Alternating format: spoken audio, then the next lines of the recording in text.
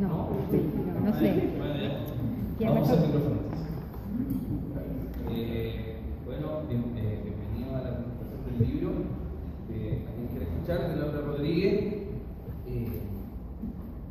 Nos acompaña Tomás Hirsch, expresidente del Partido Humanista, y Vlado Milosevic, diputado, que fue uno de los impulsores para que reeditemos este libro. Luego vamos a profundizar en todas estas ideas, pero primero queremos mostrar un video que está muy bueno porque sintetiza en unos cuantos minutos lo que fue el trabajo de Laura Rodríguez como diputada. Bueno, no sé qué más vamos a decir después del video, pero porque eso es el libro en el fondo. Pero por eso invitamos a Tommy al lado, porque primero el Tommy porque participó en esa época de todo lo que está pasando, y el lado que está retomando los impulsos que quedaron pausa de alguna manera en ese momento. Así que bueno, te voy a preguntar a Tommy primero, por favor. Gracias. Yo estoy con una nueva moda que instauré ayer, que es leer. Porque los que me conocen saben que no hacía, pero como se me están empezando a olvidar las cosas, las que leí. Guitarreando menos. O guitarreando igual, pero por escrito. Yo creo que te parece mejor que una página. No, este no es. Este es más largo.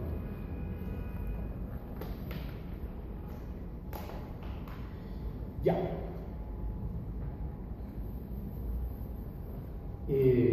Bueno, aquí dice primero gracias a Simón, José, gracias a la Pollera, gracias a todos los periodistas, a Lau. Así que eso lo damos por hecho. Y después decía que quería hablar primero de lo que yo hubiera querido hablar era de la Lala que no era conocida, porque aquí vimos a la Lala conocida.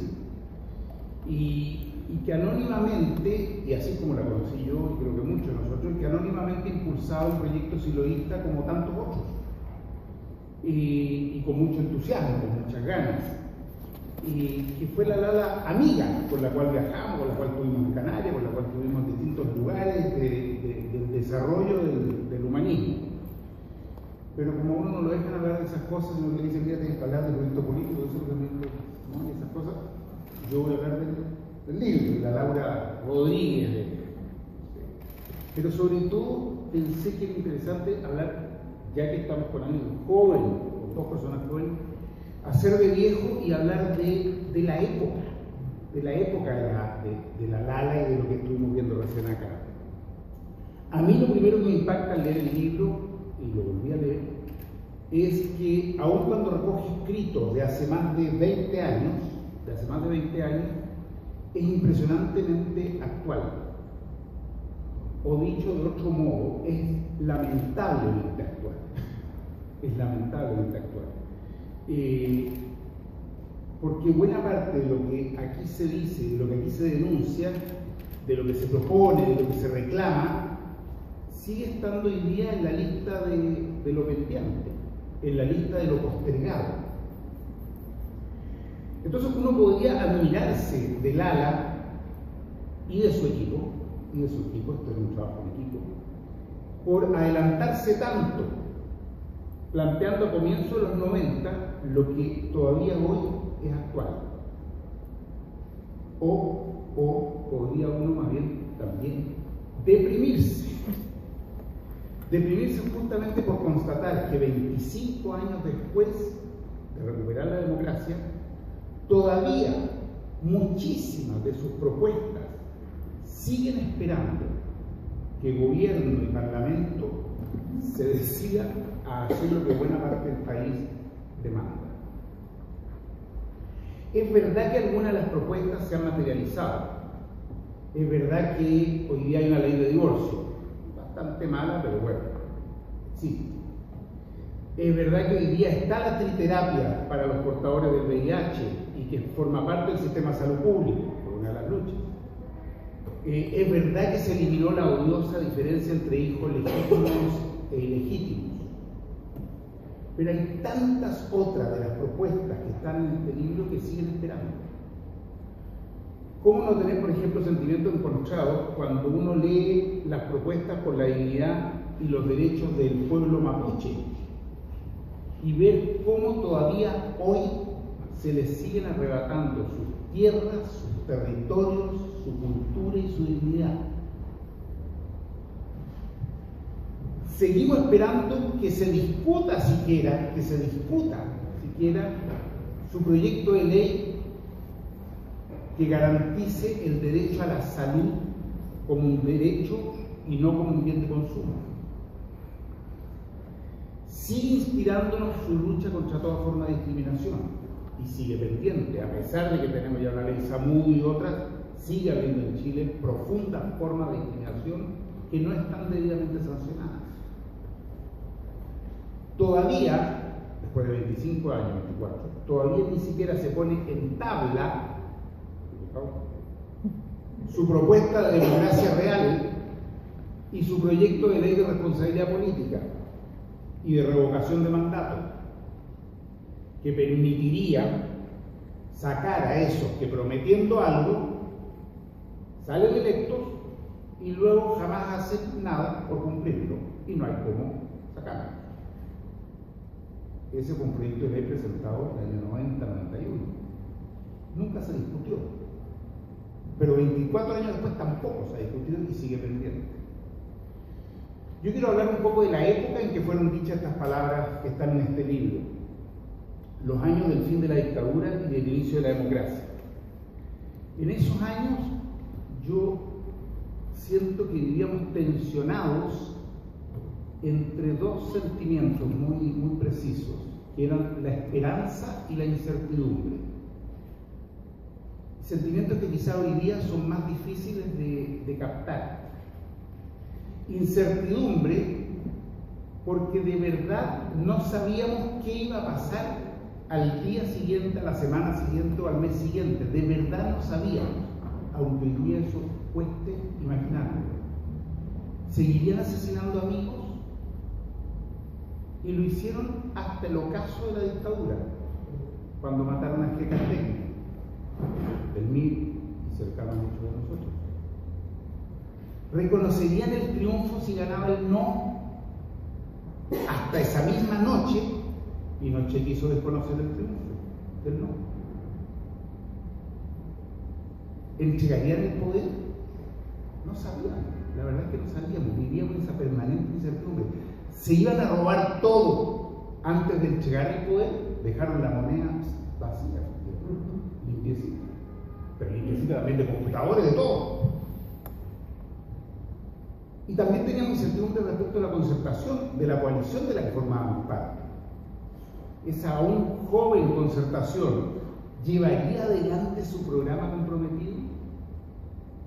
Vivíamos, y lo recordarán los mayorcitos, vivíamos de esa permanente incertidumbre que se extendía a muchos otros campos, Era un momento de incertidumbre, pero también era un momento de esperanza, y era muy fuerte ese sentimiento de esperanza, de estar siendo protagonistas de un momento único en la historia.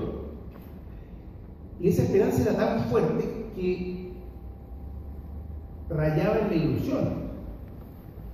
Iba a llegar la democracia y todo iba a cambiar. La alegría ya viene, porque no da lo mismo. ¿De acuerdo? Vamos a recuperar la justicia social, la libertad plena, va a terminar toda forma de represión. Créanme, para los que no vivieron eso, todo era esperanza, se vivía en la esperanza.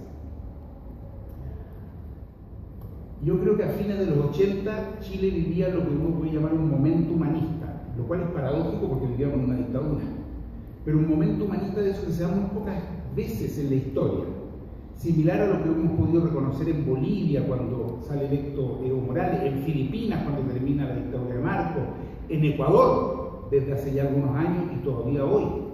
esos momentos en que se experimenta a la gente como protagonista de un proceso histórico y siente que todo puede cambiar, todo puede suceder.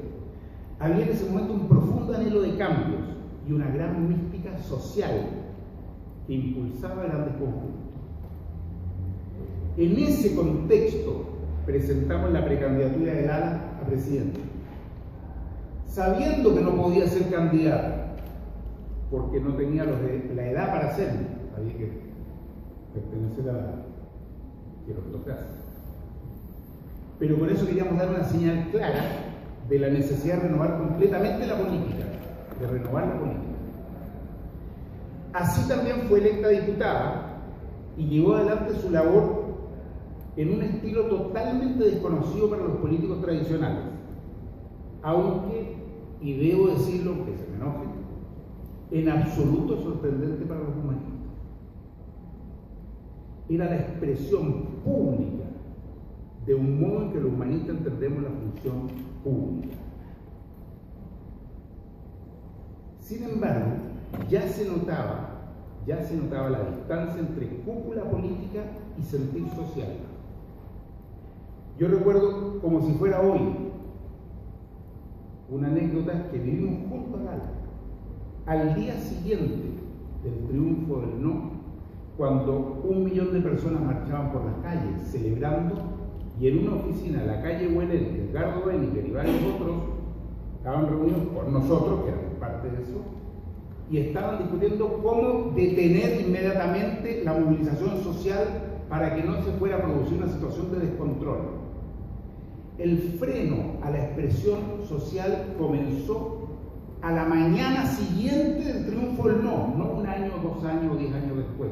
A la mañana siguiente, 9 de la mañana, ya se estaba viendo a Enrique Correa, bien, cómo parar esta situación, porque ahora nos vamos a hacer cargo nosotros, ellos. Rápidamente, a partir de ese momento, se buscó prescindir del movimiento social. La gente ya hizo lo suyo, ahora deben irse a sus casas, dejando que los políticos se encarguen. Algunos perdimos rápido la esperanza en ese sistema. Los humanistas, que habíamos sido uno de los fundadores de la Concertación, convencidos de la necesidad de unirnos para terminar con la dictadura, fuimos el primer partido en retirarnos de la Concertación, renunciando a nuestros cargos. Lo hicimos a comienzos del 93, poco después de la muerte de Lala, cuando se nos hizo evidente que ese proyecto ya no era el proyecto original. Nada teníamos nosotros que hacer ahí. Y así comenzó a desdibujarse ese arcoíris de 17 partidos y colores que terminó siendo ese aparato de poder que conocemos hoy, que más parece una sociedad anónima, en que hay accionistas, hay dividendos, pero no hay proyecto de transformación social. Pero a pesar de perder la esperanza y salirnos, aún así habían cosas que eran imposibles de imaginar. Quiero traérselas a ustedes para que capten esa época. Yo puedo decirles, y créanme los más jóvenes, yo puedo decirles que era impensable, era ridículo, era absurdo para cualquiera creer o pensar que 25 años después íbamos a tener la Constitución de Pinochet y que íbamos a tener que estar haciendo una campaña de los empelotados ahí del lado a ver si lográbamos cambiar la Constitución. Eso ni en el momento más pesimista alguien siquiera se podía atrever a sugerirlo, que 25 años después iba a estar la Constitución. Nadie, absolutamente nadie, se le pasó por la cabeza, además, que esa misma Concertación se iba a negar a una asamblea constituyente. Eso no estaba ni siquiera en los análisis más pesimistas. O que jamás se iba a anular la ley de amnistía, que formaba parte del primer programa de gobierno. O que le iban a seguir quitando tierra a los mapuches, o que iban a privatizar el agua. Eso no era imaginable. Quizás no se iba a recuperar el cobre, pero que iban a privatizar el agua. A nadie se le hubiera ocurrido. El que lo diga ahora, chica, no es así. Nadie pensaba que se iba a profundizar más aún con ese modelo. Yo quiero enfatizar eso solamente para que traten de captar ese momento que vivíamos. Si hubiéramos dicho en ese momento que en 25 años más seguiría la misma legislación laboral, las AFP, el sistema binominal, las ISAPRE, el negocio de la educación, nadie, ni los más escépticos, nos habría creído. Por eso renueva la esperanza cuando muchos años después de la partida física del ALA, yo veo hablado, tomando sus ideas, reeditando los libros, contribuyendo para que este libro esté acá circulando e inspirándose en ellos. Y así como ha hablado a otros de las nuevas generaciones. A Boric, que ha tomado también la idea de espaldas al Parlamento de cara a la gente. A mí me alegra profundamente su cercanía, aunque ya que estamos honestos, más preferiría que fuera parte del Partido Humanista, pero... De a poco. Bromas aparte, yo creo que hoy nuevamente se abre un espacio para salir al mundo, que hoy nuevamente se abre un espacio para tomar contacto con los demás, que hoy nuevamente se abre un espacio para invitar a sumarse a un proyecto transformador.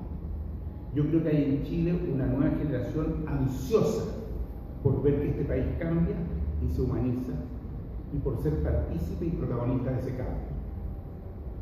Yo quiero terminar por darme un gusto, que es leerles una página del capítulo final del libro que dice así. Comillas, ya lo dijo ella, pero vamos a leer. He podido comprobar una y otra vez cómo las personas frente al poder se transforman. Siempre este cambio se me hace más evidente al de a otros, sobre todo a quienes nunca antes han disfrutado del poder, pero también he notado cambios en mí misma que me han aterrado. Quien ya no tiene problemas de estacionamiento, no tiene necesidad de ir al supermercado, quien recibe trato especial en todo momento, no es la misma persona que cuando no contaba con todos esos privilegios. Los cambios externos producen modificaciones internas. Este cambio de la personalidad que se produce con el poder es el llamado virus de altura. Tiene las características de virus porque es esencialmente contagioso. Su contagio acecha en las esferas de poder, en los caminos para alcanzarlo, en el contacto con poderosos. No solamente amenaza con su contagio en los ámbitos políticos, sino en cualquier actividad humana en donde se genere concentración de poder en alguna persona. Los síntomas del virus de altura son de distinta índole. Por una parte, se lo experimenta en el pecho, como una suerte de escozor, que da la sensación de amplitud y de dominio. Por otra parte, se produce una amnesia brutal, convenciéndose que todos los logros que uno ha obtenido han sido únicos y exclusivamente gracias a las propias actitudes, olvidando el camino recorrido y cuántos colaboraron en él. Es de altura porque la sensación generalizada es de estar por encima de todo, especialmente por sobre las pequeñeces cotidianas de los seres humanos vacilantes y sufrientes. Se está y se existe solamente para lo importante, para lo elevado, lo divino, se está en el Olimpo. Eso escribió Lala desde su propia experiencia existencial, y a mí me llama profundamente la atención que otro ser humano notable, no fue el nombre de este segundo, Václav Havel, cuando fue, después de ser escritor, fue presidente de la República Checa, decía: lo peor de estar de pronto en este cargo no es que cuando uno estira la mano para botar la ceniza alguien le pone el cenicero. Lo peor es cuando me enojo porque no está ese cenicero. Yo creo que este capítulo sobre el virus de altura debería ser lectura obligatoria de todo parlamentario antes de asumir su cargo. Qué bien les haría leer y sobre todo incorporar lo que ahí se dice. Además, creo que sería el mejor modo de conocer a nuestra querida y gran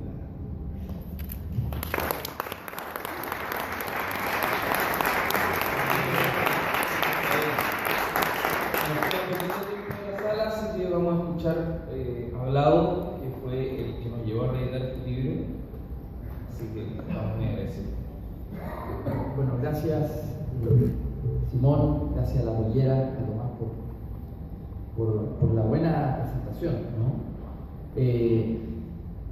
Yo diría que hay una cosa, me encantó la presentación, pero hay una cosa quizás en el tono que me gustaría controvertir, que quizás puede ser el principal aporte que yo podría decir, teniendo cuando Lala murió, yo tenía 4 años, entonces no viví esa historia de cerca, pero la fui reconstruyendo en el futuro.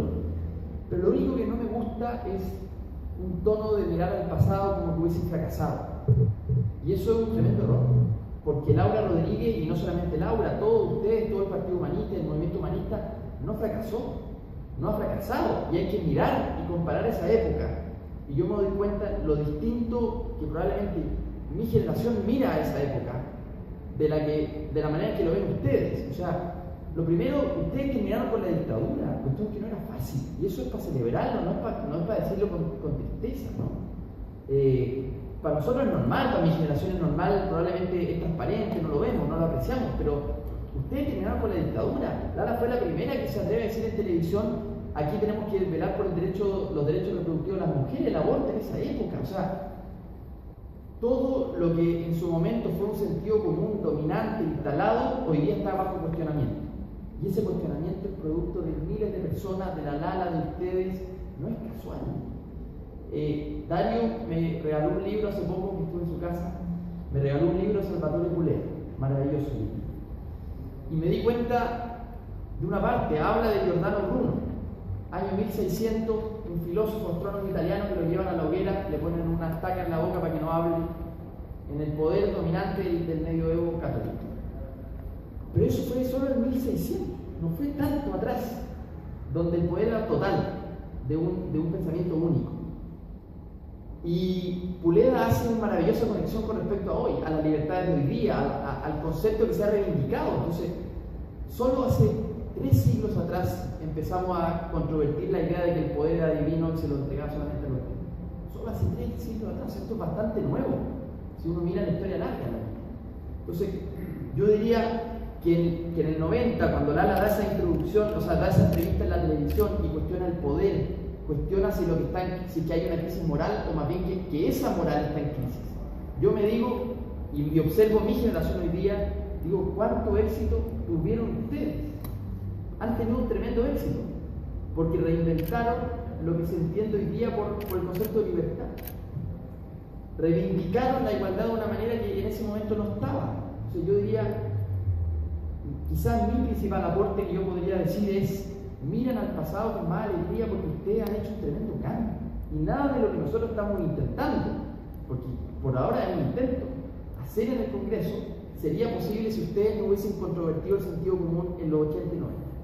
Entonces, la controversia, ese sentido común dominante, es producto de ustedes. Entonces, yo creo que eso hay que celebrarlo. Lo primero, hay que decir que ustedes hay que mirarlo con más alegría, ¿no? Y eso es un rol de grupo de vanguardia. Yo creo que ese rol de empujar el horizonte del sentido común para adelante es lo que ustedes hicieron y lo que estamos intentando hacer nosotros en el Congreso.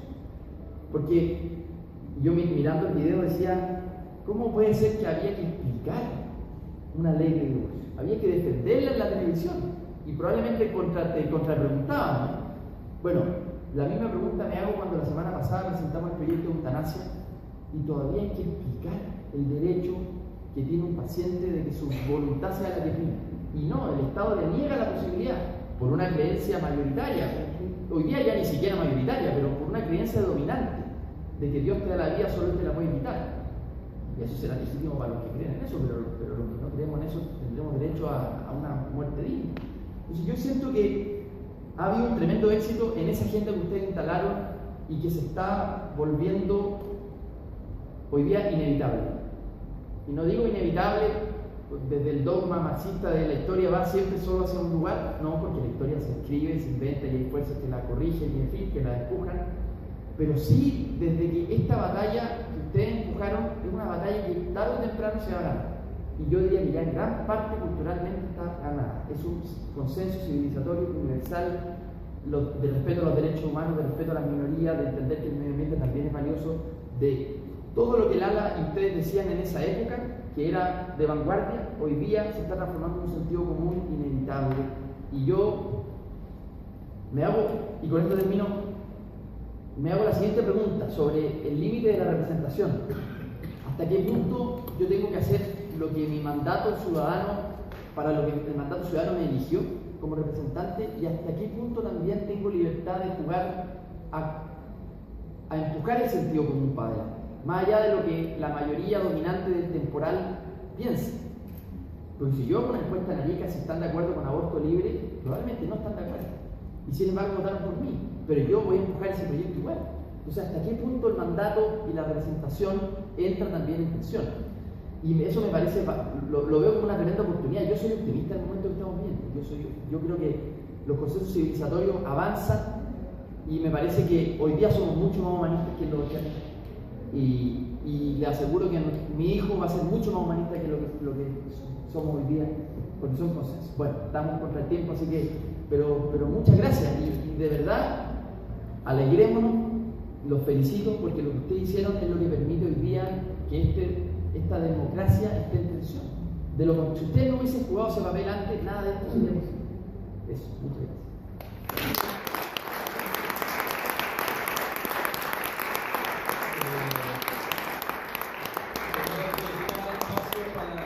Actividad, así que nos movemos. Aquí vamos a conversar ahí afuera si quieren un rato. Lo que yo les quería decir igual está en el prólogo del libro, así que les agradezco que hayan venido y nos encontramos ahí, porque la feria tiene espacios muy cortos, muy cara la entrada, y como dice el lado vamos a seguir peleando por